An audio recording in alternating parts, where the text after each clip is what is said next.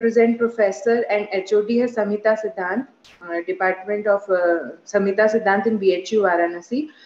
Sir का UG is from Madan Mohan Malviya Ayurveda college Udaipur. Sir PG हैं NIA Jaipur से और साथ ही साथ सर PhD हैं BHU से। तो ऑब्वियसली 3 एक उत्तम संस्थानों का मिक्सचर हमें आज ज्ञान मिलेगा। सर के ऑलमोस्ट 60+ पेपर पब्लिकेशंस हैं। सर ने 1 और उससे बहुत सारी बुक्स भी पब्लिश्ड हैं। और साथ ही साथ सर का आज बहुत एक इम्पोर्टेंट टॉपिक है जो बच्चों के लिए डेफिनेटली अच्छा रहेगा, that is Shad Darshan. So over to you, Professor Muralidhar Paliwal sir, for your lecture. Thank you very much for your kind words. सबसे पहले मैं जो ऑर्गेनाइजर्स हैं उनको थैंक यू कहना चाहूँगा कि उन्होंने मुझे इस ज्ञान यज्ञ में अपने विचार प्रस्तुत करने का मौका दिया।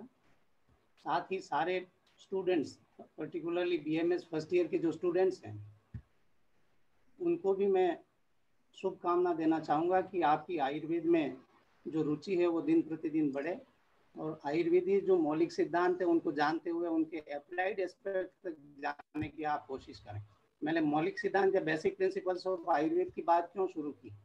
क्योंकि आज मैं जो आपको पढ़ाने जा रहा हूँ षड दर्शन के बारे में, उन दर्शनों में भी कई सारे मौलिक सिद्धांत और संयोग वो मौलिक सिद्धांत भी है और हमारे आयुर्वेद में भी वो मौलिक सिद्धांत हैं। कहीं कहीं थोड़ा आयुर्वेद में अंतर के साथ, माइनर डिफरेंस के साथ उनको मेंशन किया है या कुछ चीज़ें ऐड कर दी है, लेकिन वो चीज़ें जो कि दर्शन में है वो यहाँ आयुर्वेद में भी है।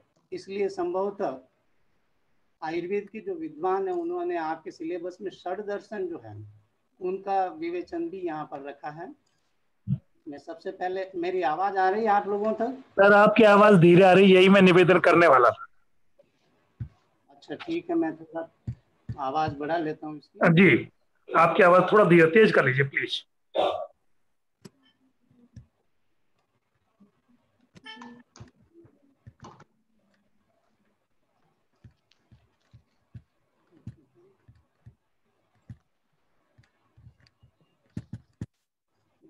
ओपन कर लेते हैं।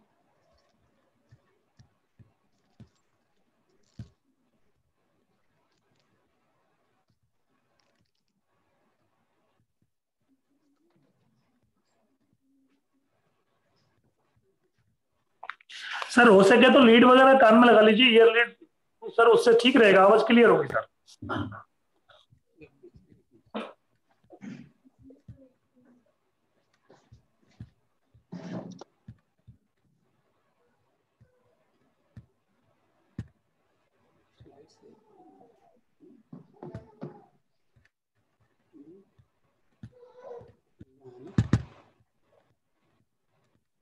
एक मिनट है, मैं स्लाइड शेयर कर रहा हूँ।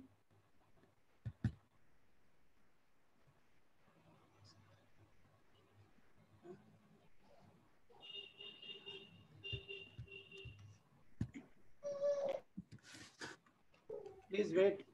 I am trying for the slide share, sir. जी सर।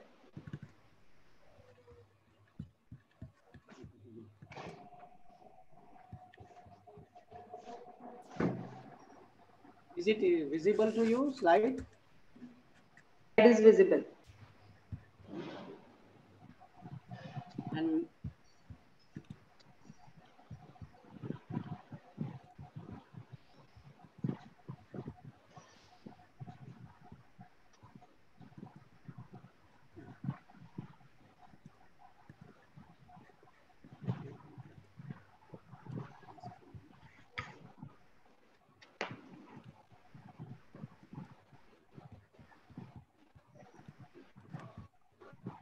स्लाइड विजिबल हो रही है आप लोगों को? हाँ जी सर, जी सर, हो गया विजिबल। आवाज ठीक से आ रही है? सर आवाज ठीक से आ रही सर, लेकिन अभी वॉल्यूम थोड़ा कम ही।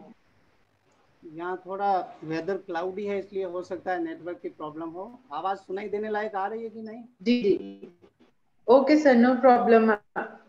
हाँ नहीं, समझ में आने लायक आ रही है आवाज ना? जी जी सर, जी सर, क्लियर है sir. Okay. So thanks to one and all for giving me opportunity to share my views on the very significant topic introduction to Shad Darshanas. तो यहाँ पर BMS फर्स्ट ईयर के बच्चे विशेष रूप से इस ऑनलाइन लेक्चर सीरीज को ज्वाइन कर रहे हैं, तो उनके लिए मैं सबसे पहले ये बताना चाहूँगा कि यहाँ षड दर्शन जो है, वहाँ षड जो है वहाँ मूल शब्द है षट, और षट का अर्थ है 6, और दर्शन मीन्स दर्शन शास्त्र। तो दर्शन शास्त्र मीन्स फिलोसॉफी।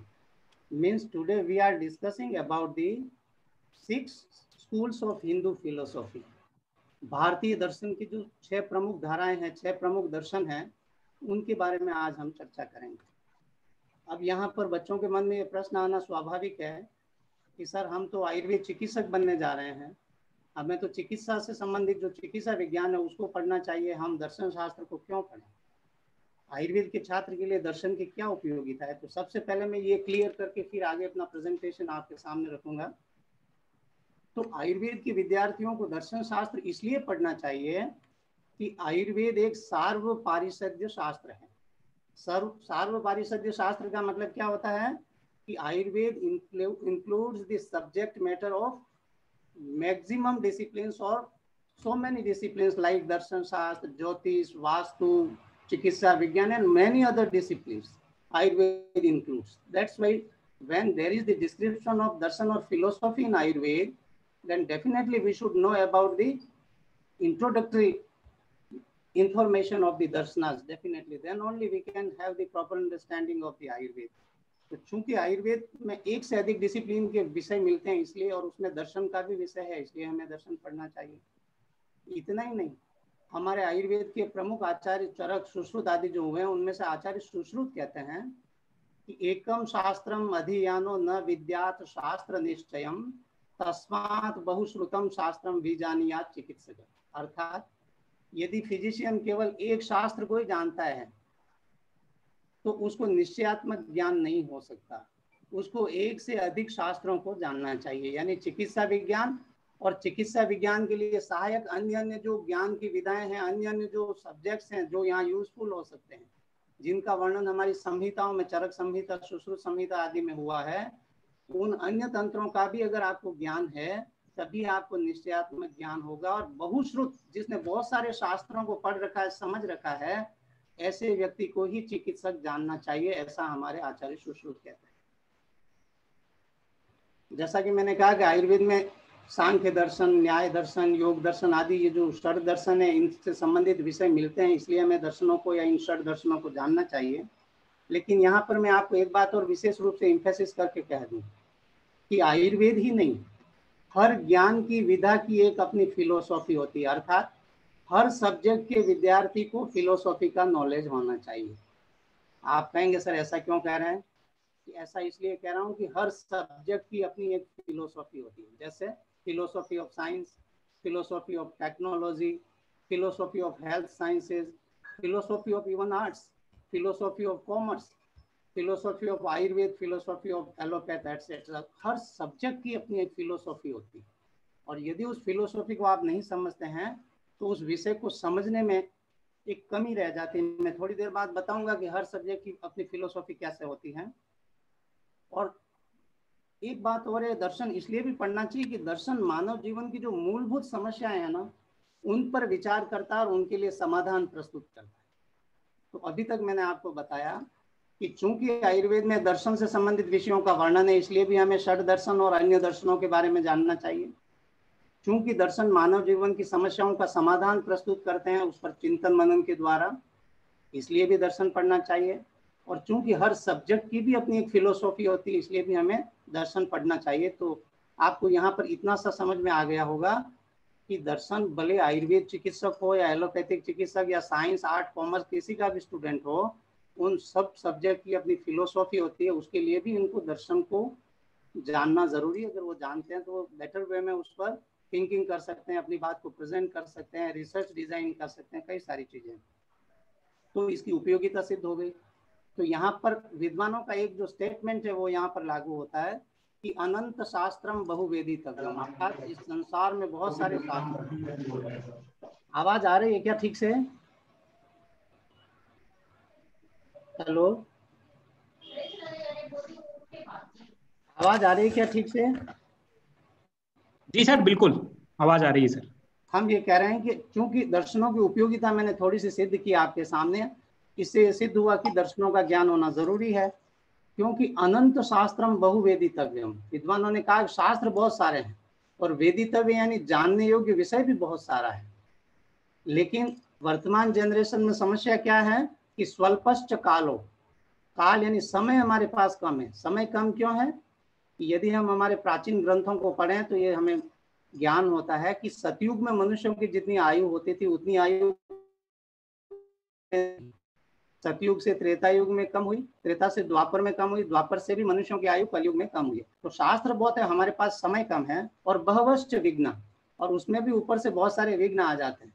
वो विघ्न कई रूपों में हो सकते हैं। मैं क्लास में कई बार बच्चों को हंसाता हूँ, वो विघ्न भले समर वेकेशन हो तो वो भी हो सकता है। हालांकि देखिए आप लोगों का समर वेकेशन है तो भी आपके गुरुजनों ने आपकी ऑनलाइन लेक्चर सीरीज शुरू की, समर वेकेशन होती है तो वो भी एक विघ्न है। आप छुट्टी ले लें तो भी विघ्न है, टीचर छुट्टी पे है तो भी आपकी पढ़ाई नहीं होती है। इतना ही नहीं, अभी तो सबसे बड़ा उदाहरण कोरोना काल है। देखिए सब पढ़ाना चाहते हैं, बच्चे भी पढ़ना चाहते हैं, लेकिन यहाँ पर देखिए कि कोरोना के विघ्न के कारण ठीक से ऑफलाइन क्लासेस नहीं हो पा रही, साल भर से भी अधिक समय से। तो विघ्न बहुत है और शास्त्र बहुत है, उसके बाद करें क्या?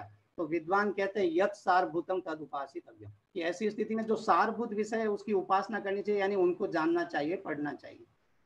और उसके बाद भी दर्शन का वर्णन करते हैं आयुर्वेद में, इसका मतलब ये सारभूत है, तभी आपको दर्शन का विषय भी आयुर्वेद में इंक्लूड किया है। तो आइए सबसे पहले दर्शन शब्द का एग्जैक्ट मीनिंग क्या है संस्कृत ग्रामर की दृष्टि से, वो हम आपको बताते हैं। दर्शन शब्द जो है वो दृश्य धातु से बना है और उसके साथ ल्युट प्रत्यय लगा। प्रत्यय मीन सफिक्स। उसकी रूट क्या है? दर्शन शब्द की दृश्य, दृश्य रूट है और ल्युट सफिक्स है, इससे ये दर्शन शब्द बना है। और इस दर्शन शब्द की अगर आप डिक्शनरी में देखें तो मोर देन वन मीनिंग है। There are many meanings of the darshan term. इसके बहुत सारे अर्थ है। दर्शन का अर्थ देखना भी होता है, दर्शन करना, भगवान के दर्शन जो करते हैं, जानना होता है, समझना होता है।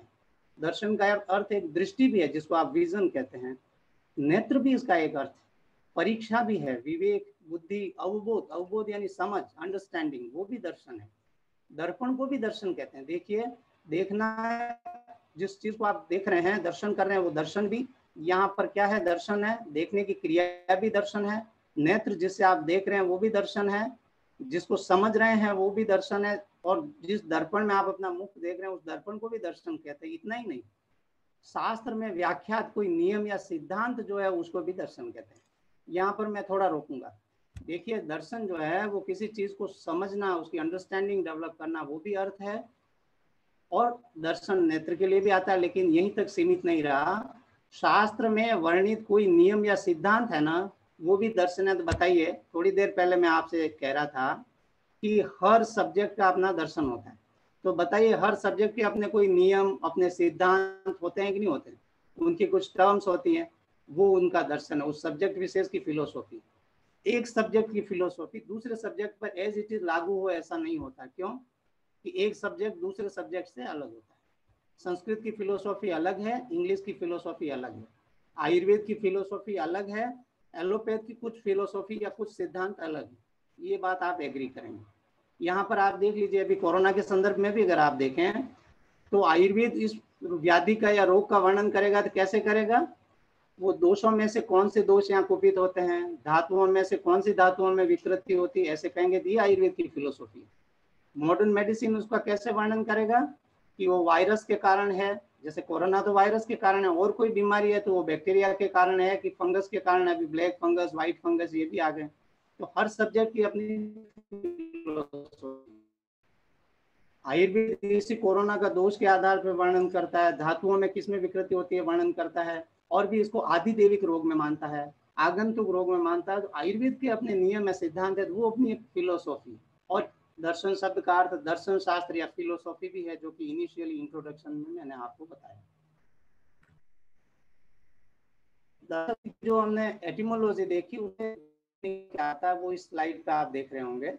दृश्यते ही अनेनिति दर्शनम, जिसके द्वारा विभिन्न पदार्थों को देखा जाता है अर्थात समझा जाता है, उनका ज्ञान होता है, उसे दर्शन कहते हैं। विद्वान लोग इसका अर्थ करते हैं जिससे सत और असत पदार्थों का ज्ञान होता है वह दर्शन है।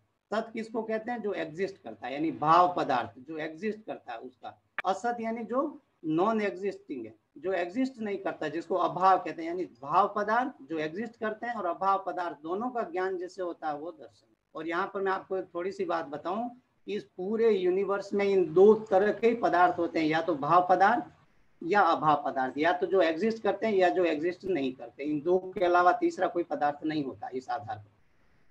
इसलिए दर्शन समस्त पदार्थों का ज्ञान जिससे हो उसको दर्शन कहते हैं। दूसरी परिभाषा कि दर्शन उस विधा का नाम है जो सत्य और ज्ञान की खोज करता है। अर्थात दर्शन की उपयोगिता भी इससे सिद्ध होती है, परिभाषा तो है ही है कि जो सत्य और ज्ञान की खोज करता है वो दर्शन है। और भी दूसरे शब्दों में कि यथार्थ यानी वास्तविकता की परख के लिए एक दृष्टिकोण है, एक विजन है दर्शन, एक पर्सपेक्टिव है दर्शन। और दर्शन और भी किसको कह सकते हैं कि दर्शन तर्कपूर्ण यानी लॉजिकली, विधि पूर्वक, मेथोडोलॉजिकली और क्रमबद्ध विचार की कला, एक ऑर्डर में, एक सीक्वेंस में थिंकिंग करने की एक आर्ट है। Philosophy is an art where we consider or think anything logically, methodologically and orderly, उसको हम दर्शन कहते हैं। आप इस बात से सहमत होंगे कि विज्ञान की परिभाषा में भी है कि क्रमबद्ध विशेष ज्ञान का जो वर्णन करता है वो विज्ञान कहलाता है। तो यहाँ दर्शन में ऐसा लगता है कि दर्शन भी एक तरह से विज्ञान है, लेकिन एग्जैक्टली विज्ञान नहीं, आगे में विज्ञान से कुछ आगे है, और ये बाद में आगे आपको स्पष्ट करूंगा। अब दर्शन शास्त्र को इंग्लिश में जो फिलोसॉफी कहते हैं, तो इंग्लिश वर्ड का अगर हम डेरिवेशन देखें तो फिलोसॉफी शब्द जो है ग्रीक वर्ड से बना है, और दो वर्ड है फिलो और सोफस। तो फिलो का अर्थ होता है लव और सोफस का अर्थ होता है विजडम। तो यहाँ अर्थ क्या निकलता है? Philosophy means the study of proper behaviour, मनुष्य का जो प्रॉपर बिहेवियर है उसकी स्टडी करना, and the search for wisdom, और जो ट्रूथ है जो स्टडी फिलोसॉफी का जो है असल अर्थ यहाँ निकलता है, जो कि हम पहले डिस्कस किए ऊपर हिंदी में, कि जो सत्य और ज्ञान की खोज करता है। आधुनिक मतानुसार अगर दर्शन को देखें तो दर्शन या फिलोसॉफी जो है वो चिंतनात्मक होते हैं, जगत के मूल तत्वों के तर्क वितर्क द्वारा निश्चय करने वाले होते हैं। जगत यानी संसार में जो मूल तत्व है, संसार की उत्पत्ति किन तत्वों से हुई, उसका तर्क वितर्क पूर्वक जो निश्चय करने वाले शास्त्र हैं वो दर्शन शास्त्र है। और क्या करते हैं कि सिद्धांतों के स्थापक शास्त्र होते हैं। वो सिद्धांत भले सृष्टि उत्पत्ति का हो, या पंच तन्मात्रा का हो, या पंच महाभूत का हो, या त्रिगुण जो सत्व रज तम है, उन सब के स्थापक शास्त्र होते हैं। ये दर्शन है। दर्शन चिंतनात्मक है, जगत के मूल तत्वों के तर्क वितर्क द्वारा निश्चय या निश्चय करने वाले हैं, और सिद्धांतों की स्थापना करने वाले होते हैं। और यही मैं कहूँ आपको कि विज्ञान किसको कहा है कि जो सुविचारित प्रयोगों के द्वारा, एक्सपेरिमेंट्स के द्वारा, पुनः पुनः संयोग विभाग द्वारा कुछ चीजें एक्स्ट्रा ऐड करके भी देखते हैं, कुछ चीजें उसमें से एक्सक्लूड करके भी उनकी एफिकेसी देखते हैं। कार्य कारण संबंध द्वारा यानी कॉज एंड इफेक्ट थ्योरी द्वारा जिसको टेस्ट किया जाता है, ऑब्जर्व किया जाता है। शुभ अशुभ प्रभाव उत्पादन द्वारा उसका क्या इफेक्ट आता है मरीज पर, या जो लैब में अपन डिफरेंट चीजें मिला रहे हैं उसका क्या इफेक्ट आता है। विज्ञान भी बहुत ब्रॉडर है, केवल मेडिकल ही विज्ञान नहीं है, विज्ञान की अनेक शाखाएं हैं। तो उन सब शाखाओं में जो जो कार्य होता है वो एक्सपेरिमेंट बेस्ड होता है। वहाँ संयोग विभाग करके और चीजों को देखा जाता है कि क्या इफेक्ट आता है, और व्यवहार में प्रत्यक्षतया उपयोगी होता है। और प्रत्यक्ष आदि प्रमाणों और प्रयोगों के द्वारा परीक्षा करके जो स्थापित किया जाता है, प्रत्यक्ष यानी जो दिखता है उसी को विशेष रूप से विज्ञान मानता है। दूसरा आप्तोपदेश या जो ऑथेंटिक टेक्स्ट बुक है उनको मानता है, लेकिन प्रत्यक्ष पर ज्यादा विश्वास होता है वैज्ञानिकों का, और प्रयोग के द्वारा परीक्षा करके फिर वो स्थापना करते हैं विषय की। और चूंकि ये प्रामाणिक होता है तो सारे लोग इसको स्वीकार करते हैं। ऐसा ज्ञान विज्ञान पद से कहा जाता है। इस स्लाइड पे मैंने जो दर्शन और विज्ञान की जो परिभाषा दी है, जिसमें थोड़ा डिफरेंस दिखा रहे हैं दर्शन में और विज्ञान में, थोड़ा अंतर जो है वो मैंने आयुर्वेदीय मौलिक सिद्धांत प्रोफेसर वीजे ठाकर साहब जो जामनगर में के विद्वान हैं, बहुत पहले रिटायर हो गए और माने हुए विद्वान हैं, उनकी बुक है आयुर्वेदीय मौलिक सिद्धांत। ये दर्शन और की परिभाषा मैंने ली है, जिसमें विज्ञान के बारे में कहा वो प्रत्यक्ष को बहुत मानता है, और प्रयोगों और परीक्षा और जो भी परीक्षा के द्वारा ऑब्जर्वेशन मिले हैं उसके आधार पर जो स्टैब्लिश ज्ञान है वो विज्ञान। तो प्रयोग और प्रत्यक्ष ज्ञान, इस दो पर विशेष फोकस है विज्ञान में।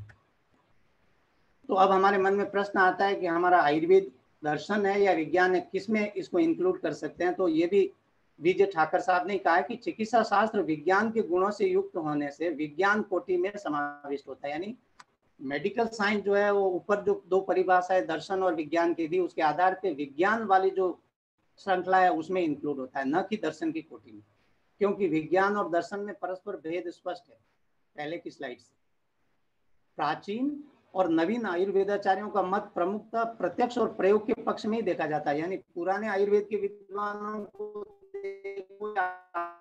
तो आयुर्वेद के प्रत्यक्ष प्रमाण जो या डायरेक्ट ऑब्जर्वेशन जो हम करते हैं उस पर ज्यादा बिलीव करते हैं, और एक्सपेरिमेंट बेस्ड जो नॉलेज होता है, एविडेंस बेस्ड जो नॉलेज होता है उस पर ज्यादा फोकस करते हैं। तो फिर एक प्रश्न आता है हमारे मन में, फिर आयुर्वेद में दार्शनिक विचारों का अवसर कहाँ है, कैसे आए दार्शनिक विचार? तो इस संदर्भ में कुछ ऐसे मूलभूत प्रश्न हैं जो मानव जीवन से संबंधित। मैंने शुरू में इंट्रोडक्शन में आपसे निवेदन किया था कि दर्शन मानव जीवन की कुछ मूलभूत समस्या है, मूलभूत जो प्रश्न है उनका समाधान करता है चिंतन के द्वारा, तर्क के द्वारा। तो क्या है कि देह और लोक के मूल तत्व कौन है, यानी ये मानव शरीर और ये संसार किससे बना है, बेसिक एलिमेंट्स कौन से हैं जिससे इनकी उत्पत्ति हुई। दूसरी हमारे मन में एक जिज्ञासा आती है उनमें क्या समानता है, देह में और लोक में समानता क्या है। अभी थोड़ी देर पहले डॉक्टर किशोरी जी बता रहे थे लोक पुरुष साम्य। लोक तो शब्द एज इट इज है, पुरुष के लिए यहाँ देह शब्द आया, देह यानी शरीर। पुरुष शरीर में और लोक में समानता क्या है और क्या विशेष है और भेद क्या है? भेद भी तो होगा ना, नहीं तो देह को ही लोक कह देते। और ये सारी चीजें जानने योग्य होती है। ये कुछ प्रश्न है, इतने ही नहीं। दूसरा जो दुख या रोग, हमारे यहाँ रोगों को दुख कहा, यानी रोग हो और शरीर में दुख नहीं हो ऐसा होता नहीं। तो दुख या रोगों के प्रकार जो है उसमें कुछ स्वाभाविक रोग भी बताए हमारे यहाँ, जैसे जरा यानी बुढ़ापा, जैसे मृत्यु, जैसे समय समय पे लगने वाली भूख प्यास, ये नेचुरल डिजीजेज है। ये कब तक डिजीज है कि भूख लगने पर खाना नहीं खाओ तो दुख होगा, भूख लगने पर खाना खा लो तो भूख की शांति हो जाती है, स्वाभाविक है। इसके लिए कहीं ओपीडी आदि में चिकित्सा की जरूरत नहीं। और दुख के हेतुओं में कर्मों का, और दुख या व्याधि जो उत्पन्न होती है उसमें कर्म भी कारण होते हैं। ये जब प्रश्न हमारे मन में आता है इसका उत्तर कहाँ से आएगा? और दूसरी बात कि मनुष्य मात्र में तृष्णा है, तृष्णा यानी अधिक पाने की जो होड़ है वो किसके कारण होती है? विभिन्न चीजों में राग होने से, बहुत अधिक अटैचमेंट होने से तृष्णा या एक लालसा बहुत अधिक जो बढ़ जाती है मनुष्य की, उसके ज्ञान में, और उसकी निवृत्ति यदि होती है तो वो किस प्रकार से हो सकती है? यानी जो आप मनुष्यों में जो अधिक पानी की जो होड़ है जिसके कारण वो मेंटली इल रहते हैं, सीख रहते हैं, उसकी निवृत्ति होती है तो किससे होती है? कई प्रश्न हमारे सामने आते हैं। देखिए जो राग द्वेष से पीड़ित है वो भी किसी ओपीडी में ट्रीटमेंट कराने के लिए नहीं आते हैं, लेकिन आयुर्वेद की दृष्टि से वो मनोरोगी है। जिसमें भी एक्सेसिव अटैचमेंट है या एक्सेसिव एवर्जन है या जेलसी है वो भी मेंटली इल है आयुर्वेद की दृष्टि से। इन सब की निवृत्ति या निवारण या दूर कैसे हो सकता है, किस उपाय से हो सकता है? इतने सारे प्रश्न हैं, और भी बहुत सारे प्रश्न ऐड कर सकते हैं कि इस संसार में दुख का कारण क्या है, सुख का कारण क्या हो सकता है, हम कैसे अल्टीमेट सुख प्राप्त कर सकते हैं। ऐसे कई सारे प्रश्न जब उपस्थित होते हैं तो वहां पर दर्शन का अवसर उपस्थित होता है। देखिए चिकित्सा विज्ञान भी रोगी के रोग को दूर करके सुख देता है, लेकिन वो अल्टीमेट सुख नहीं है, वो इमीडिएट हैप्पीनेस है। बस रोग निवारण हुआ, इमीडिएट हैप्पीनेस उसमें उत्पन्न होती है, लेकिन पता नहीं 2 दिन बाद, 10 दिन बाद, 10 साल बाद फिर कोई भी रोग से बीमार हो जाता है, फिर तीसरे से चौथे से इंसान बीमार हो जाता है। तो वो लौकिक सुख है जो चिकित्सा से हम देते हैं। पारमार्थिक सुख जिसको अल्टीमेट हैप्पीनेस कहते हैं वो मोक्ष होता है, और वो कहाँ से आता है? ऐसी जिज्ञासा होने पर नेष्टि की चिकित्सा ज्ञातव्य होती है। नेष्टि की चिकित्सा आयुर्वेद की एक विशेष अप्रोच है, एक दार्शनिक अप्रोच है। नेष्टि की चिकित्सा यानी उपधा रहित तृष्णा। कैसे मनुष्यों की जो तृष्णा है, यहाँ तृष्णा प्यास के लिए नहीं है, एक्सेसिव ग्रीड, बहुत अधिक लालच, लोग सफिशिएंट भगवान ने दिया है फिर भी बेचैन है अधिक पाने के लिए, और उसके कारण मनोरोगी हुए पड़ते हैं, सम्यक नींद नहीं लेते, ठीक ढंग से भोजन नहीं लेते, चैन नहीं है।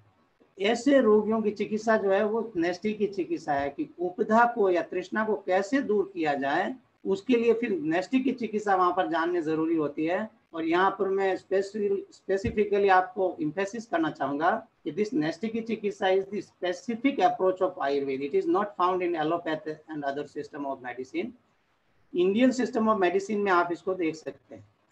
जो हम ओपीडी आईपीडी में चिकित्सा करते हैं वो लौकिक की चिकित्सा होती है, औषध आदि से चिकित्सा करते हैं। ये नेष्टि की चिकित्सा जो है ये मोक्षदायिनी चिकित्सा होती है, ये तृष्णा या एक्सेसिव ग्रीड को दूर करने वाली चिकित्सा होती है, जिससे दुख जो है वो आत्यंतिक रूप से समाप्त होते हैं। आत्यंतिक यानी न्यष्टि की चिकित्सा से जो दुख समाप्त हुआ तो सुख प्राप्त हुआ, अब वो सुख हमेशा सुख ही रहता है, फिर दोबारा दुख नहीं आता है। और ऐसा कब हो सकता है? मोक्ष मिलने पर, यानी मोक्षदायिनी चिकित्सा है। और यहाँ दर्शन का अवसर उपस्थित होता है, इसी जगह पे दर्शन का अवसर उपस्थित होता है। आप कहेंगे कि न्यष्टि की चिकित्सा से ठीक है मोक्ष मिल गया, तो दर्शन के पहले वाले सारे प्रश्न की देह और लोक की उत्पत्ति के कारण क्या है, उनमें समानता क्या, सबका उत्तर कैसे मिला? तो उसका उत्तर ऐसे है कि जब तक इस शरीर और इस यूनिवर्स की उत्पत्ति के जो मेन एलिमेंट्स है उनका ज्ञान आपको नहीं हो जाता, तब तक मोक्ष नहीं मिल सकता। इसीलिए तो सारे दर्शन डेवलप हुए। इसीलिए तो कोई कहता है कि इस सृष्टि उत्पत्ति क्रम में 24 तत्व है, कोई कहता 25 तत्व है, कोई कहता 26 तत्व है, कोई कहता 6 तत्व है। तो डिफरेंट एलिमेंट से सृष्टि उत्पन्न हुई है, ये मानव देह भी उत्पन्न हुआ है। ये चर्चा करने से क्या फायदा होता है? उसी में एक आत्म तत्व भी है जिसको हम आत्मा या सोल या स्पिरिट कहते हैं। और ये जानना जरूरी होगा उन तत्वों में, वो आत्मा दिखाई देने वाले स्थूल शरीर से अलग है। शरीर नाशवान है, आत्मा नाशवान नहीं है। और उस आत्म तत्व को पहचानोगे नहीं तब तक मोक्ष मिलेगा नहीं।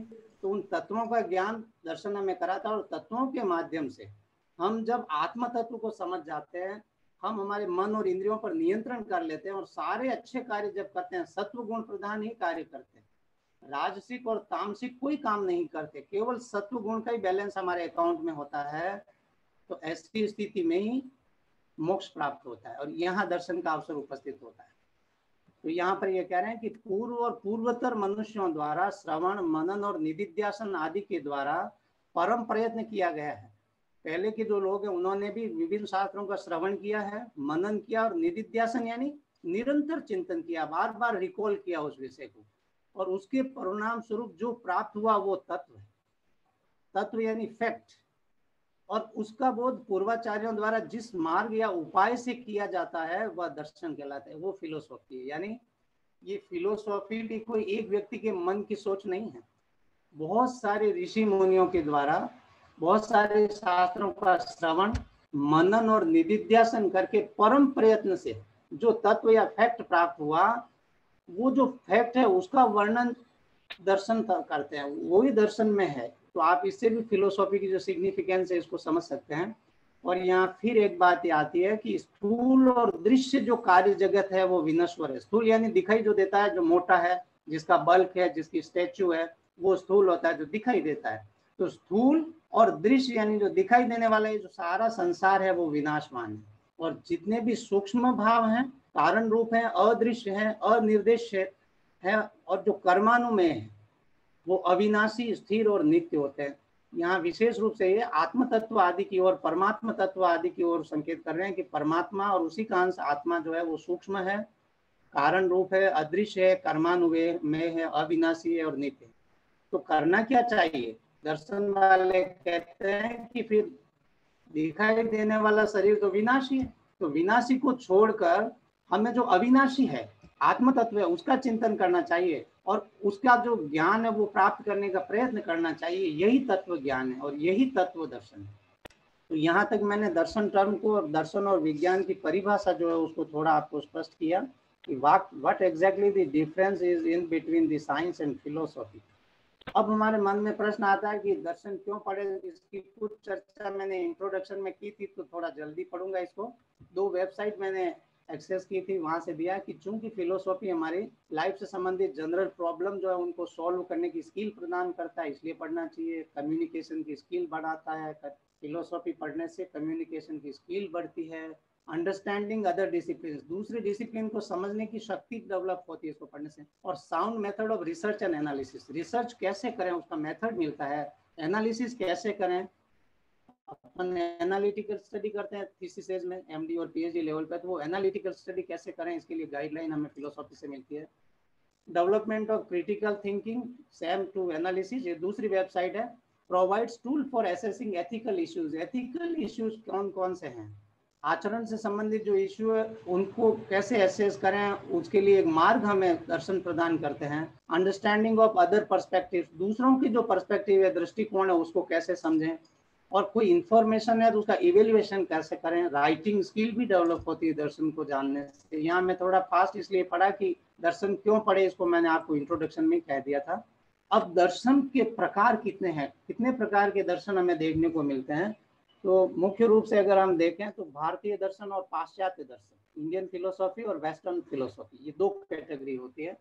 तो आज हम भारतीय दर्शन में से भी षड दर्शन ही करेंगे। तो भारतीय दर्शन में फिर क्लासिफिकेशन है कि वेदानुकूल दर्शन और वेद विरोधी दर्शन। जो वेद को मानते हैं वो वेदानुकूल दर्शन है, और उन वेदानुकूल दर्शन में आज जो मैं षड दर्शन या 6 दर्शन जिनकी चर्चा करूंगा वो वेद को मानने वाले 6 दर्शन है, यानी आस्तिक दर्शन है। जो वेद को मानते हैं वो आस्तिक है, क्योंकि विद्वान कहते हैं कि नास्तिको वेद निंदक, जो वेद की निंदा करता है वो नास्तिक होता है।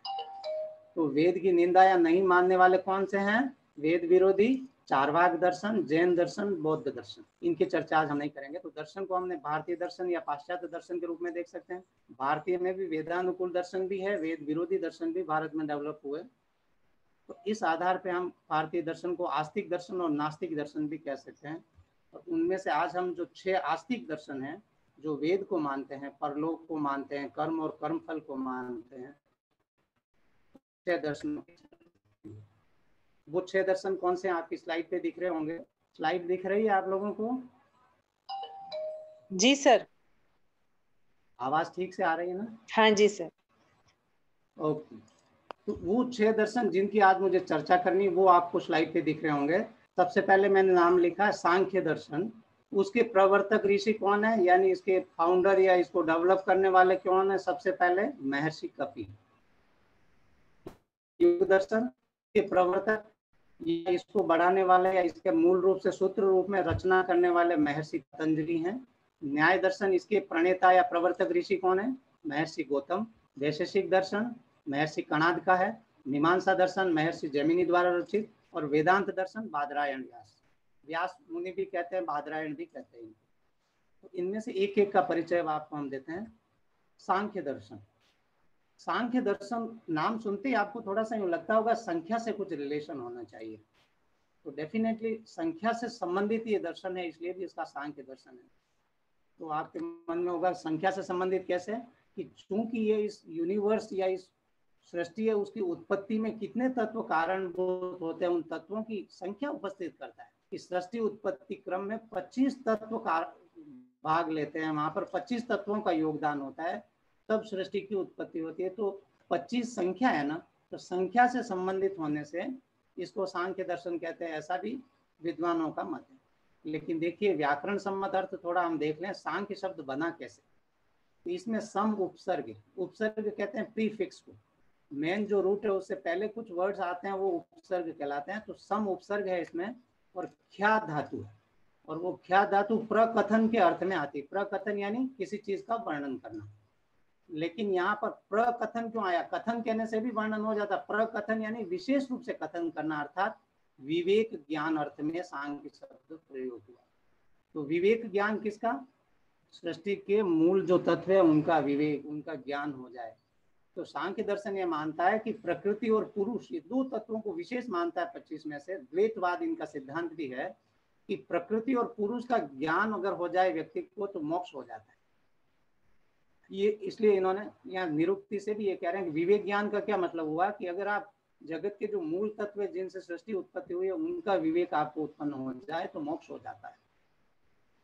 फिर ये जो दूसरा संख्या का अर्थ गणना है, संख्या का प्राधान्य से सांख्य दर्शन नाम हुआ, अभी मैंने कहा। और महाभारत में भी सांख्य का उल्लेख है। देखिए, संख्या प्रकुर्वते चैव प्रकृतिम च प्रचक्षते तत्वानि च चतुर्विंशत तेन सांख्या प्रकृतिता। कहते हैं जो संख्या की चर्चा करते हैं, प्रकृति की चर्चा करते हैं, और यहाँ 24 तत्वों की जो चर्चा करते हैं उनको सांख्य कहा है। तो आप यूं ना समझें कि अभी तो सर आप कह रहे थे कि सांख्य में 25 तत्व हैं। यहाँ मैं थोड़ा सा स्पष्ट कर दूं आपको।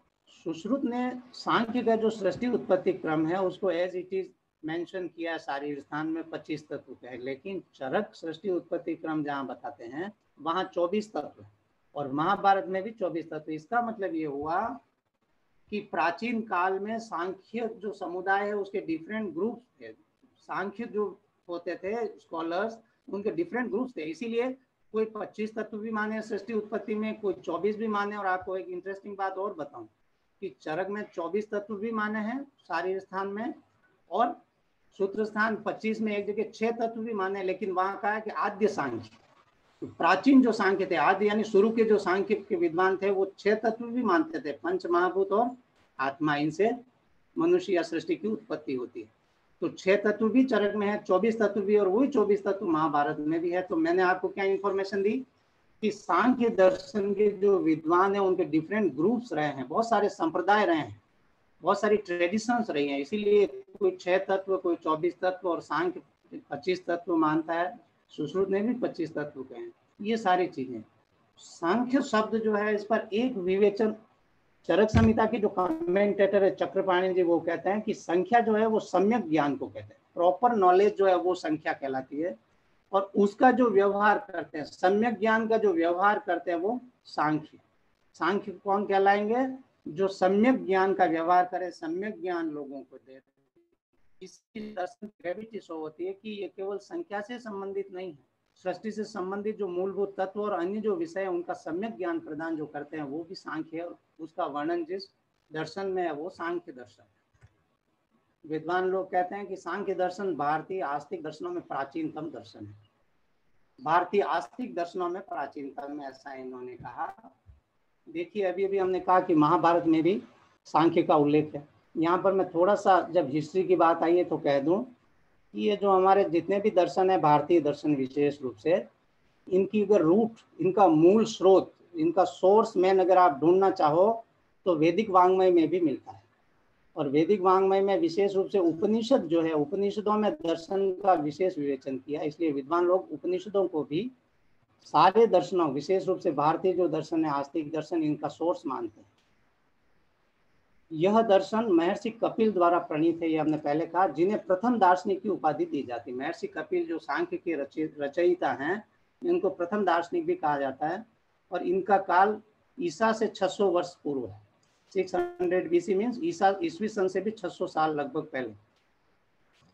आचार्य कपिल मुनि ने जो सांख्य सूत्र जो लिखे, सांख्य दर्शन का जो विषय लिखा, उसमें 6 अध्याय हैं और 527 सूत्र हैं। सृष्टि उत्पत्ति में 25 तत्वों का वर्णन है। लेकिन बाद में इस सांख्य दर्शन पर एक ईश्वर कृष्ण नाम के विद्वान हुए, जिन्होंने एक सांख्य कारिका लिखी, जिसमें 70 कारिकाएं हैं, 70 कारिकाएं यानी 70 वर्ष, आप ये समझ लीजिए। ये ग्रंथ ईसा पश्चात 30वीं शताब्दी का है। और उस पर एक और विद्वान हुए जिन्होंने तत्व कौमुदी व्याख्या लिखी। आप सोच रहे होंगे ये सारी चर्चा क्यों कर रहे हैं, कि बाय द वे कोई बच्चा सांख्य का जो मूल ग्रंथ है, जो सोर्स है, उनको पढ़ना चाहे, तो इसलिए ये कुछ चीजें मैंने यहाँ पर रखी है। सांख्य दर्शन में कुछ प्रमुख वाद वर्णित है। वाद का अर्थ यहाँ आप सिद्धांत समझिए, कुछ विशेष थ्योरी है सांख्य दर्शन की, ये समझिए। उसमें कुछ थ्योरीज का नाम मैंने लिखा है, जैसे सत्कार्यवाद की थ्योरी है, परिणामवाद की थ्योरी है, द्वैतवाद की थ्योरी है, बहुपुरुषवाद की थ्योरी है। इन सारी थ्योरी पे अन्य विद्वान आगे बोलेंगे इस लेक्चर सीरीज में, ऐसा मैंने शेड्यूल में देखा है, लेकिन संक्षेप में मैं आपको थोड़ा कहूँ। सत्कार्यवाद जो है, ये इसका मतलब क्या है? ये कार्य कारणवाद पे टिका हुआ है, कॉज एंड इफेक्ट थ्योरी जो आप इंग्लिश में सुनते हैं, उस पर टिका हुआ है। सत्कार्यवाद का मतलब यह है कि कोई भी कार्य जो है ना, वो उसके कारण में अव्यक्त अवस्था में मौजूद रहता है, तभी उस कारण से वो कार्य उत्पन्न होता है। फॉर एग्जाम्पल, कि तिल जो है उसमें पहले से तेल रहता है, तभी उनको हम जब तेल निकलवाने के लिए कहीं ले जाते हैं तो उस तिल से तेल निकलता है। अगर बालू को ले जाएं तेल निकालने के लिए, क्या निकलेगा? नहीं। तो कारण जो है उसमें कार्य पहले से एग्जिस्ट करता है, ऐसा जो मानते हैं वो सत्कार्यवादी, ये सांख्य है। परिणामवाद का अर्थ कि चीजें जो है वो परिणाम यानी अपना स्वरूप बदलती रहती है, या परिणाम का अर्थ पाचन भी होता है। आयुर्वेद में जितना पाचन का वर्णन है, अवस्था पाक का वर्णन है, मधुर अवस्था पाक, अम्ल अवस्था पाक, कटु अवस्था पाक, वो भी परिणाम है। या आहार हम जो लेते हैं उससे धातुओं की जो उत्पत्ति होती है, रस, रक्त, मांस, मेद आदि की, वो भी परिणामवाद है। और ज्यादा दूर जाने की जरूरत नहीं है। क्रिएशन ऑफ यूनिवर्स, सृष्टि उत्पत्ति जो है वो भी परिणामवाद का उदाहरण है। कि अव्यक्त का परिणाम क्या? महान, महान से अहंकार उत्पन्नवाद, वो उसका परिणाम है। अहंकार से फिर आगे त्रिविध अहंकार, उससे पंच तन मात्राएं, एकादश इंद्रियां उत्पन्न हो रही, ये भी परिणामवाद है। हम जो कोई रोग का कारण सेवन कर लेते हैं तो उसका परिणाम क्या होता है? दोष का प्रकोप। जो कोई मेडिसिन देते हैं, अगर वो राइट मेडिसिन दी तो परिणाम क्या होता है? चिकित्सा में लाभ। तो परिणामवाद सांख्य में तो है ही सृष्टि उत्पत्ति क्रम आदि के रूप में, लेकिन आयुर्वेद में भी पूरी तरह से है। द्वैतवाद का मतलब सांख्य दर्शन प्रकृति और पुरुष 25 में से इन दो तत्वों को विशेष रूप से कारण मानता है सृष्टि की उत्पत्ति में। और बहुपुरुषवाद यानी यहाँ पुरुष जो है ना वो आत्मा के लिए आया कि परमात्मा तो एक है लेकिन आत्माएं बहुत सारी है। सांख्य दर्शन वाले मानते हैं कि आत्मसंज्ञक जो पुरुष है, आत्मा को भी पुरुष कहा जाता है। इस शरीर को, शरीरधारियों को भी पुरुष कहते हैं और केवल आत्मा को भी पुरुष कहते हैं। ये कह रहे हैं केवल आत्मा की जो बात है, जीवात्मा जो सभी मनुष्यों के शरीर में है वो बहुत सारी है। क्यों कि अगर एक मानेंगे तो एक के मरने पर सबकी डेथ हो जानी चाहिए, ऐसा नहीं होता है। या एक के जन्म होने पर सबका एक साथ जन्म होना चाहिए, ये भी नहीं होता है। एक को दुख होने पर सबको होना चाहिए, ये भी नहीं होता है। इसका मतलब बहुत सारे पुरुष हैं, बहुत सारी आत्मा है। ये कुछ संक्षेप में मैंने सांख्य दर्शन का परिचय आपको यहाँ दिया।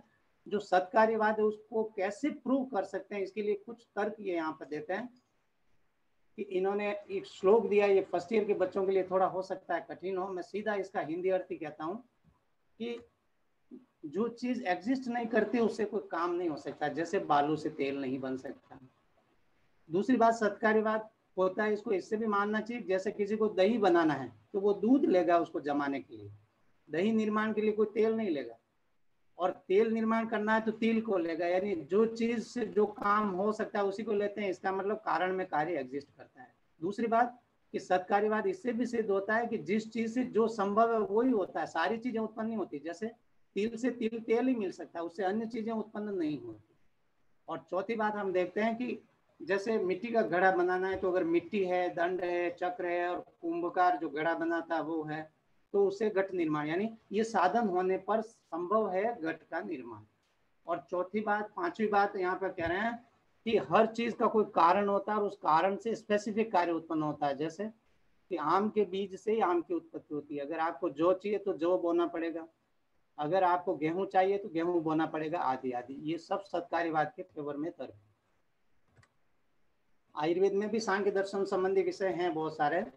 सृष्टि उत्पत्ति क्रम का वर्णन है, मैंने कहा। परिणामवाद का वर्णन है, वो चाहे आहार परिणाम हो, धातुओं का निर्माण हो, काल परिणाम हो, कर्म परिणाम हो, बहुत सारी तरह से। सांख्य में जो 3 प्रमाण बताए हैं, प्रमाण यानी यथार्थ ज्ञान की परीक्षा करने के साधन, आप्तोपदेश, प्रत्यक्ष और अनुमान, इन तीनों प्रमाणों को आयुर्वेद की चरक संहिता में रोग विशेष का ज्ञान करने का साधन कहा गया है। सांख्य भी त्रिविध दुख का वर्णन करता है कि सारे संसारियों को 3 प्रकार का दुख होता है, आध्यात्मिक दुख, आदि भौतिक दुख और आदि देविक दुख। आध्यात्मिक दुख का मतलब क्या हुआ, जो आपके मिथ्या आहार विहार के कारण, आपके दोषों में विकृति होने से या हेरिडिटरी जितनी डिजीज होती है सब आध्यात्मिक दुख में आएगा। आदि भौतिक में एक्सीडेंटल, एक्सटर्नल कोज से जितनी बीमारियां हैं वो सब आदि भौतिक में आएगा। और आदि देविक में कौन आएगा, सीजनल वेरिएशन के कारण, अतिवृष्टि अनावृष्टि के कारण होने वाला, या जो डिफरेंट टाइप के आपके जो वायरस, बैक्टीरिया, फंगस, आजकल कह रहे हैं आयुर्वेद में उनको भूत, पिशाच, राक्षस आदि बोला है, सूक्ष्म होते हैं, दिखाई नहीं देते, शरीर में प्रवेश करते हैं, वो सब आदि देविक दुख में आएगा। ये जो 3 प्रकार का दुख सांख्य दर्शन में बताया है ना, ये 3 प्रकार का दुख एज इट इज सुश्रुत संहिता में भी वर्णित। सांख्य में त्रिगुण का वर्णन है, वो आयुर्वेद में भी है। बहुपुरुषवाद सांख्य ने माना है, आयुर्वेद में भी बहुपुरुषवाद की बात की गई है सुश्रुत के द्वारा कि पुरुष बहुत होते हैं। कमिंग टू द नेक्स्ट, योग दर्शन। सांख्य के बाद योग दर्शन का वर्णन मैंने क्यों रखा यहाँ कि सांख्य और योग दर्शन में बहुत सारी चीजें मिलती जुलती है, बहुत सारी मान्यताएं भी इनकी समान है, लेकिन थोड़ा सा डिफरेंस है। डिफरेंस ये है कि सांख्य सैद्धांतिक पक्ष जो है वो प्रस्तुत करता है और योग दर्शन उसको प्रयोग में लाता है, प्रायोगिक पक्ष जो है उस पर विशेष फोकस करता है। ये अंतर है। देखिए योग शब्द कैसे बना, इसमें बहुत सारी डिटेल है, कई सारे रूट जो संस्कृत की है उससे ये बनता है। तो योग शब्द का अर्थ मिलन या योग के अर्थ में भी आता है, जैसे आत्मा का परमात्मा से मिलन, या योग शब्द जो है उसका समाधि अर्थ भी होता है। भगवत गीता में कहें तो योग किसको कहा, समत्व की जो स्थिति प्राप्त कर ले इंसान तो उसको योग कहते हैं। समत्व कैसे प्राप्त हुआ कि जब व्यक्ति सुख और दुख में समान रहे, दुख से परेशान नहीं हो, सुख से इतरावे नहीं, हानि लाभ का भी समान कोई विशेष प्रभाव नहीं पड़े, जय पराजय दोनों जिसके लिए समान हो जाए, वो योग की स्थिति। और ऐसा कब हो सकता है, जब आप आत्म तत्व को समझ लो, आत्मज्ञान जब आपको हो जाए तभी ऐसा हो सकता है। और योग दर्शन के जो प्रणेता है, इसके जो एक तरह से आगे बढ़ाने वाले प्रवर्तक जो हैं पतंजलि वो क्या कहते हैं योग के बारे में, वो कहते हैं कि चित्त की जो वृत्तियां हैं उनका निरोध या नियंत्रण ही योग है, यानी आपके मन इंद्रियों आदि पर नियंत्रण कर लें पूरी तरह से, वो योग है यहाँ पर ये कह रहे हैं। तो इसका थोड़ा सा परिचय कि इसका प्रमुख ग्रंथ क्या है योग दर्शन का, तो यहाँ कह रहे हैं कि पातंजल योग सूत्र, अगर आप पढ़ना चाहें तो पातंजल योग सूत्र जो है इसका प्रमुख ग्रंथ है जो पतंजलि द्वारा लिखा गया है। उसके बाद है कि यहाँ थोड़ा सा ये भी जानना होगा कि ये ना समझें कि योग का वर्णन महर्षि पतंजलि से शुरू हुआ, उसके पहले बिल्कुल था ही नहीं, ऐसा नहीं। योग का वर्णन पातंजल योग सूत्र से पहले वैदिक संहिताओं में, ब्राह्मण ग्रंथों, उपनिषदों में भी इसका वर्णन प्राप्त होता है, जैसा कि मैंने कहा था थोड़ी देर पहले। सांख्य और योग में कई सारी समानताएं हैं, लेकिन डिफरेंस भी है कि सांख्य दर्शन सृष्टि उत्पत्ति में 25 तत्व मानता है, जबकि योग दर्शन उन 25 को मानने के साथ 26वां एक ईश्वर तत्व भी मानता है। इसलिए योग दर्शन का एक दूसरा नाम और है बच्चों, शेश्वर सांख्य। शेश्वर सांख्य यानी ईश्वर के साथ सांख्य के मत को मानने वाला होने से शेश्वर सांख्य भी इसको कहते हैं। अब योग में क्या करना है, चित्त या मन की जो वृत्तियां हैं उस पर नियंत्रण लगाना है। तो वो मन की वृत्तियां कौन सी है, प्रमाण यानी सत्य ज्ञान, 5 चित्त वृत्तियां हैं, बताइए, सत्य ज्ञान, मिथ्या ज्ञान, कल्पना, निद्रा, स्मृति। फिर चित्त की 5 अवस्थाएं कही गई है, ये बहुत डिटेल है। ऐसे योग में पंचविध दुख का भी वर्णन है, अविद्या, अस्मिता यानी अहंकार, राग द्वेष और अभिनिवेश यानी मृत्यु भय। योग में पंचविध दुख है, सांख्य में त्रिविध दुख।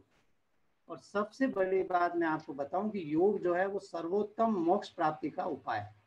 ये बात आयुर्वेद भी कहता है, योग दर्शन भी कहता है। योग दर्शन में प्रमुख वाद कौन कौन से हैं, तो अष्टांग योग है जिसमें यम, नियम, आसन, प्राणायाम, प्रत्याहार, धारणा, ध्यान, समाधि, ये 5 आते हैं।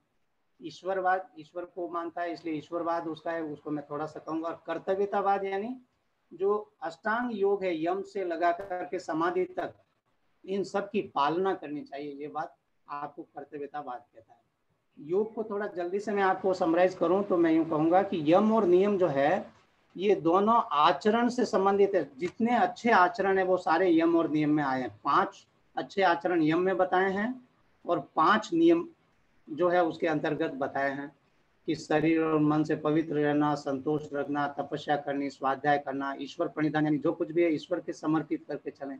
यम में आया कि अहिंसा रखें, सत्य बोलें, चोरी नहीं करें, ब्रह्मचर्य का पालन करें, साधन सुविधाओं को जरूरत से ज्यादा संचित नहीं करें। फिर आसन, आप जानते हैं योग दर्शन में आसन का भी वर्णन है। प्राणायाम और आसन बहुत फेमस है, इस पर मैं बहुत नहीं बोल रहा अभी। और प्रत्याहार का मतलब हमारी जो इंद्रियां हैं उन पर कंट्रोल करना, इंद्रियों को वश में करना प्रत्याहार है। ये 5 उपाय जो है वो योग सिद्धि के बाह्य साधन है, बाह्य उपाय। यहाँ तक जब पहुंचेंगे तो फिर आप धारणा, ध्यान और समाधि को फॉलो करेंगे। और धारणा, ध्यान, समाधि की स्थिति तक आप पहुंच गए तो इसको संयम कहते हैं। इन तीनों को मिलकर ये आभ्यंतर साधन भी है योग सिद्धि के, और इनको संयम भी कहते हैं। समाधि तक की स्थिति तक आप पहुंच गए और इसके बाद योग सिद्धि प्राप्त हो जाती है व्यक्ति को। ईश्वरवाद क्या है योग का, तो योग वाले कहते हैं कि ईश्वर ऐसा पुरुष विशेष है जिस पर कष्टों का कोई प्रभाव नहीं होता, यानी उसको कोई कष्ट नहीं होता। जो कर्म फल भोगने के लिए उसको तैयार नहीं हो, यानी वो कर्मों से भी अप्रभावित होता है, यानी कर्म फल जिसको नहीं भोगना होता है। विपाक यानी कर्मों का जो विशेष विपाक या परिणाम जो होता है वो भी उसको नहीं भोगना पड़ता, इससे भी अप्रभावित होता है। और आश्रय यानी किसी भी प्रकार के संस्कार का भी उस पर कोई प्रभाव नहीं होता है। ऐसा जो पुरुष विशेष है वो ईश्वर है। हम संसारी मनुष्य तो क्लेश से भी प्रभावित होते हैं, कर्म और उनके विपाक से भी प्रभावित होते हैं, संस्कारों से भी प्रभावित होते हैं। ईश्वर इससे जस्ट ऑपोजिट होता है, तभी वो सर्वशक्तिमान होता है। अब देखिए आयुर्वेद में योग दर्शन से संबंधित त्रिविध जो प्रमाण है उनका वर्णन है। योग की परिभाषा शारीर स्थान में दी है और योग को मोक्ष का प्रवर्तक बताया है। और अष्टांग योग से संबंधित भी यम, नियम, ध्यान, समाधि आदि पदों का प्रयोग भी आयुर्वेद में प्राप्त होता है। योग की परिभाषा शारीर स्थान चरक जो है उसके पहले चैप्टर में बहुत ही सुंदर दी, और वहाँ कहा कि योग जो है मोक्ष प्राप्ति का एक उपाय है, प्रथम सीढ़ी है। योग सिद्धि होने के बाद ही मोक्ष प्राप्ति हो सकती है।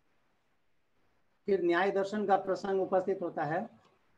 तो प्रमाण यानी ज्ञान की यथार्थता को समझने की जो साधन है वो प्रमाण है। तो प्रमाणों से किसी विषय की परीक्षा करना ही न्याय है।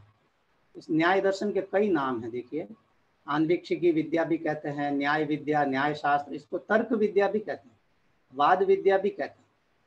इसके प्रवर्तक महर्षि गौतम हैं इनका काल लगभग 2000 वर्ष पहले का ये न्याय दर्शन है। न्याय दर्शन की भी दो विचारधाराएं हैं, प्राचीन न्याय और नव्य न्याय। जो पुराने जो स्कॉलर थे वो 16 पदार्थों पर विशेष फोकस किए थे, और वो पदार्थ यहाँ स्लाइड में आपको दिख रहे हैं, प्रमाण, प्रमेय, संशय, प्रयोजन, दृष्टांत, सिद्धांत आदि। वो 16 पदार्थ जो है इनमें से ज्यादातर वाद मार्ग में आए हैं, कुछ एक नहीं आए हैं, जैसे प्रमाण, प्रमेय ये यहाँ वहां पर नहीं आया, अवयव नहीं आया, तर्क नहीं आया। बाकी ज्यादातर जो है आप चरक का जो वाद मार्ग है मीमांसा का 8वां अध्याय वहां पर पढ़ेंगे डिटेल में। और नव्य न्याय वाले प्रमाणों पर विशेष फोकस करते हैं, उसलिए उनको प्रमाण मीमांसक भी कहा जाता है। न्याय दर्शन के लिए अगर टेक्स्ट देखना चाहें तो कौन से पढ़ सकते हैं आप?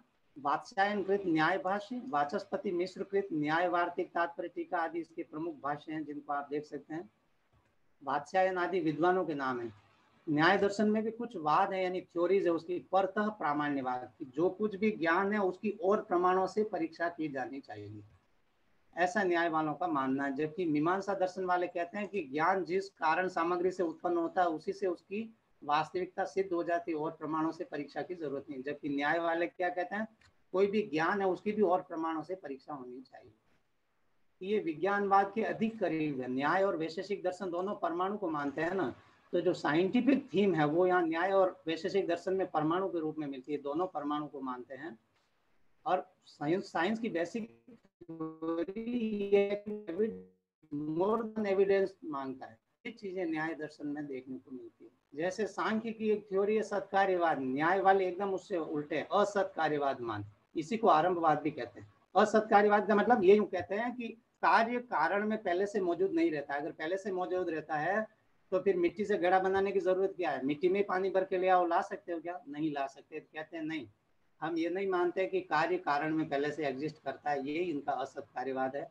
ईश्वर को ये भी मानते हैं जगत की उत्पत्ति, स्थिति और संहार में, और ईश्वर है इसकी सिद्धि के लिए कई तर्क इन्होंने दिए, लेकिन समय कम है इसलिए मैं इसको स्किप कर रहा हूँ। आयुर्वेद में न्याय दर्शन से संबंधित कई विषय मिलते हैं। जैसे न्याय ने जो 4 प्रमाण बताए, प्रमाण यानी ज्ञान की परीक्षा के साधन, परीक्षा जिनको कह सकते हैं 4 तरह की, आप्तोपदेश, प्रत्यक्ष, अनुमान और उपमान, ये चारों के चारों प्रमाण आयुर्वेद की सुश्रुत संहिता में भी वर्णन। न्याय दर्शन में वाद मार्ग का विशद विवेचन है। आयुर्वेद में भी चरक संहिता में वाद मार्ग का वर्णन है। संभाषा परिषद का वर्णन भी न्याय दर्शन सम्मत है। कई सारे विषय न्याय दर्शन के भी देखने को मिलते हैं। कमिंग टू दी वैशेषिक दर्शन, मैंने कहा इसकी ग्रेविटी के लिए एक श्लोक दिया है, काणादम पाणिनीयम च सर्वशास्त्रोपकारकम। काणाद वैशेषिक दर्शन को कहते हैं। काणाद दर्शन और पाणिनि का व्याकरण जो है ये सारे शास्त्रों पर उपकार करने वाले हैं। वैशेषिक दर्शन के नाम 2 और हैं, काणाद दर्शन और औलुक्य दर्शन भी इसको कहा जाता है। अब मन में प्रश्न आ रहा होगा कि इसको वैशेषिक दर्शन, विदेशी चीनी एक दार्शनिक है वो तो यूं कहते हैं क्योंकि ये सांख्य दर्शन से विशिष्ट है इसलिए इसका नाम वैशेषिक रखा गया। लेकिन भारतीय दार्शनिक ये कहते हैं कि चूंकि ये वैशेषिक दर्शन 6 पदार्थ में से जो विशेष पदार्थ है उस विशेष पदार्थ की विशेष व्याख्या उपस्थित करता है, इसलिए इसका नाम वैशेषिक दर्शन है। ये भौतिक विज्ञानवादी दर्शन है, परमाणु तत्व का विवेचन करता है। न्याय दर्शन से भी इसकी थ्योरी मिलती है क्योंकि दोनों परमाणु को मानते हैं, ईश्वर को मानते हैं, कर्म के अनुसार जन्म होता है, कर्म के अनुसार फल भोगना पड़ता है। ये थ्योरी दोनों में समान है, लेकिन कुछ डिफरेंस भी है। जैसे न्याय वाले 4 प्रमाण मानते हैं, वैशेषिक 2 ही प्रमाण मानते हैं। न्याय में 16 पदार्थ हैं, वैशेषिक में 6 या 7 पदार्थ ही माने गए। भाष्यकार ने 7वां जोड़ा है, वैशेषिक में 6 पदार्थ हैं। न्याय वाले पीठर पाक का एक सिद्धांत है, उसको मानते हैं कि जब हम घड़ा पकाते हैं पीठर पाक का मतलब तो पूरा घड़ा एक साथ पकता है, न्याय वाले यूं कहते हैं। जबकि वैशेषिक कहते हैं कि पीलू पाक होता है, पीलू यानी परमाणु, कि उसके घड़े के एक एक परमाणु में परिवर्तन होता है, पहले उसका विभाग होता है फिर संयोग होता है, घड़ा पकता है, यानी परमाणु पाक को मानता है वैशेषिक। वैशेषिक दर्शन के कुछ प्रमुख ग्रंथ है जो अगर आप पढ़ना चाहो। वैशेषिक सूत्र जो है वो कणाद के द्वारा लिखा हुआ 10 अध्याय है। फिर पदार्थ धर्म संग्रह है, कारिकाली, तर्क संग्रह, न्याय और वैशेषिक दोनों का उसमें वर्णन है, ये भी ग्रंथि है, तो इनको आप देख सकते हैं। वैशेषिक दर्शन की प्रमुख थ्योरीज क्या है? एक तो परमाणुवाद जो मैंने कहा, परमाणुवाद के बारे में ये यूं कहता है कि सृष्टि का निर्माण परमाणु से हुआ है। 2 परमाणु जब मिलते हैं तो द्वयणुक होता है, फिर 3 द्वयणुक मिलेंगे तो त्रसरेणु होगा, 4 त्रसरेणु मिलेंगे तो चतुरणुक होगा। इस तरह से सृष्टि की उत्पत्ति हुई है, यानी वैशेषिक दर्शन सृष्टि की उत्पत्ति में परमाणु जो कि सबसे सूक्ष्म है उसका संयोग जो है उसको कारण मानता है, मूल कारण परमाणु को मानता है, निमित्त कारण ये ईश्वर को मानता है। और दूसरी इनकी थ्योरी है पिल्लू पाकवाद, यानी जब हम घड़े आदि का पाक करते हैं मिट्टी के तो उसके एक एक परमाणु में पाक होता है, ये कहते हैं, इसलिए पिल्लू पाकवादी। आयुर्वेद में वैशेषिक दर्शन संबंधी विषय एक तो 6 पदार्थों का वर्णन है, द्रव्य, गुण, कर्म, सामान्य, विशेष और समवाय। आयुर्वेद में वो वैशेषिक में भी है। और वैशेषिक का जो परमाणुवाद है वो भी आयुर्वेद में कई जगह कहा है।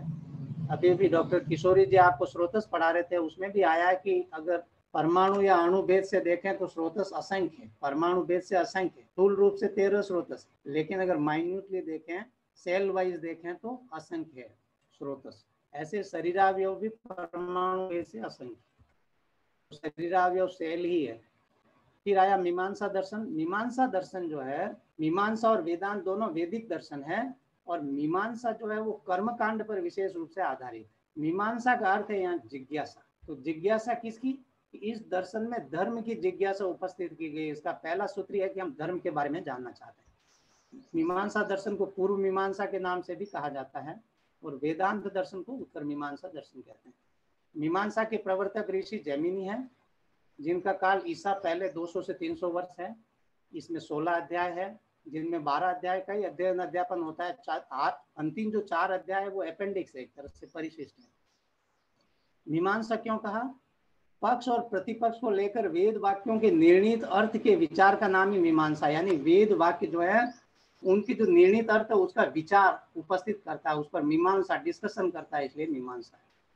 मीमांसा और वेदांत दोनों वैदिक दर्शन होने पर भी दोनों में थोड़ा सा अंतर यह है कि मीमांसा दर्शन कर्मवाद को बहुत महत्व देता है। ये जो मोक्ष प्राप्ति करने की जो इच्छा रखते हैं उन लोगों को भी कर्म का उपदेश देता है, जबकि वेदांत दर्शन कहता है कि सांसारिक कर्मों के त्याग के बाद ही आत्मज्ञान की प्राप्ति होती है।